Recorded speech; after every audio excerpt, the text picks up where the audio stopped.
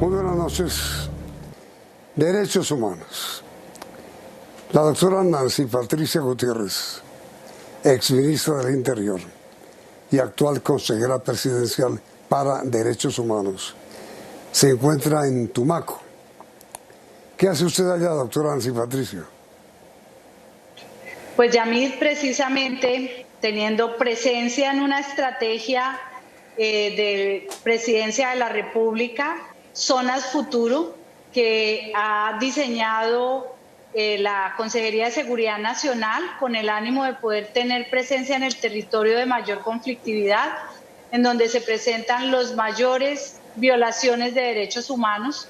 El presidente Iván Duque le ha pedido a todo el gobierno nacional, tanto a sus ministros como a sus consejeros, que hagamos presencia en el territorio para garantizar efectivamente ese acompañamiento que se requiere a las autoridades territoriales y a las comunidades. Y doctora Nancy Patricia, ¿qué es tanta matanza? En las últimas 24 horas, otros 11 muertos, víctimas de estas masacres. ¿Qué es lo que está pasando, en su opinión? Pues, Yamid, lo han dicho los organismos del Estado, la Fiscalía General de la Nación, la Policía Judicial, también las alertas de la Defensoría del Pueblo y sobre todo las investigaciones de la Fiscalía General que han llevado a determinar los responsables de estos homicidios múltiples. De igual manera, los homicidios sobre líderes sociales, defensores y defensoras de derechos humanos, y hay una correlación en aquellas zonas del país en donde hay presencia de economías ilícitas, que son las que financian los grupos armados organizados y grupos delincuenciales organizados, y son ellos los que están generando estas violaciones de derechos humanos. Es decir, doctora Nancy Patricia, lo que está ocurriendo es responsabilidad del narcotráfico. Es una lucha que se vive lamentablemente en algunas zonas del país en donde coincide la cadena del narcotráfico, desde los cultivos ilícitos, el procesamiento, la comercialización de estupefacientes y también las zonas en donde hay explotación ilícita de minerales. Estas zonas están siendo disputadas por algunos grupos armados organizados que provienen de las disidencias de las FARC, del ELN, y que precisamente ponen en riesgo a aquellos líderes o a la población civil que consideran obstáculo para su dominio. ¿Qué hace el gobierno nacional? Pues tener una presencia permanente, no solamente a través de la fuerza pública, sino también a través de llevar los programas que tienen que ver con acceso a la tierra, a proyectos productivos, a salud, a educación, pero nos encontramos con una realidad, y es que estos bandidos están también obstaculizando la llegada del Estado como una estrategia para defender esas economías ilegales. ¿Y cómo la obstaculizan, según su opinión? De diversas formas, obviamente atacando a la fuerza pública que llega a cumplir su labor, o en muchas oportunidades, por ejemplo, como lo ratificamos la semana pasada en el Cauca, que se impidió la acción de la Fiscalía General de la Nación, de la llegada de la autoridad de investigación a un homicidio que se presentó allí. En otras regiones del país utilizan a la propia comunidad para hacer azonadas. Lo que vimos en el Cauca lo vemos también aquí en Nariño. Precisamente en el día de hoy estuvimos visitando una de las zonas de erradicación y nos decían allí los miembros de la fuerza pública que están presentes, por ejemplo, allí tiene que haber SMAT para repeler esas azonadas que hace parte de la comunidad y que son incitadas por los propios grupos ilegales con el ánimo de impedir la presencia de la fuerza pública. En algunas otras zonas hemos tenido también referencia a la expulsión, por ejemplo, de profesores o de personas que llegan del bienestar familiar a verificar todo lo que tiene que ver con la cadena de prevención para el reclutamiento forzado o uso o utilización de niñas, niños y adolescentes. Por eso realmente se trata de una acción bastante compleja que tiene que vivir no solamente el gobierno nacional, sino que hay que hacerlo de manera articulada con las entidades territoriales. ¿Qué tienen que ver los desmovilizados de la FARC que también los están asesinando?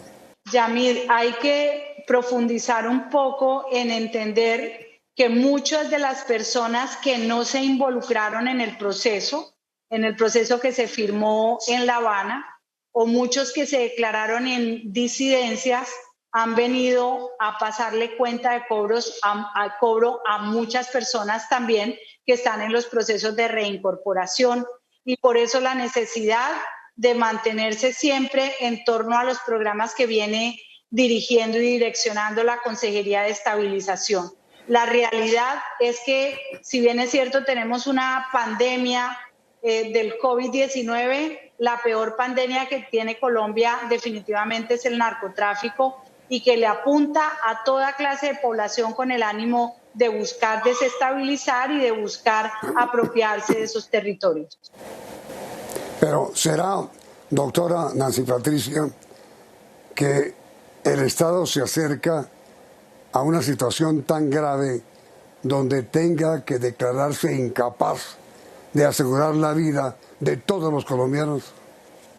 De ninguna manera, Yamid. El Estado colombiano es un Estado social de derecho que tiene unas instituciones fuertes, que adicionalmente todas las instituciones del Estado, el gobierno nacional, los departamentos, los municipios, pero también los órganos de control como la Fiscalía, la Defensoría del Pueblo, la Procuraduría General de la Nación, los jueces de la República, todos tienen como prioridad la protección de los derechos humanos. Hay unos factores que están incidiendo en la violación de derechos humanos, que, reitero, están identificados por los propios organismos del Estado, y por eso se requiere una acción contundente e integral de todo el Estado, nuestra fuerza pública, pero también una acción social que garantice a la población tener acceso a condiciones de vida, no solamente la protección de la vida, sino de una vida digna, como lo ha mandado la Corte Constitucional.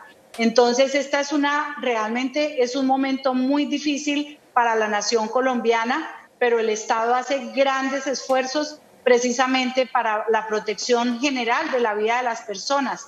De hecho, sin ninguna clase de discriminación, ni siquiera con los migrantes que se encuentran en el territorio colombiano, que son objeto también de protección especial de derechos humanos.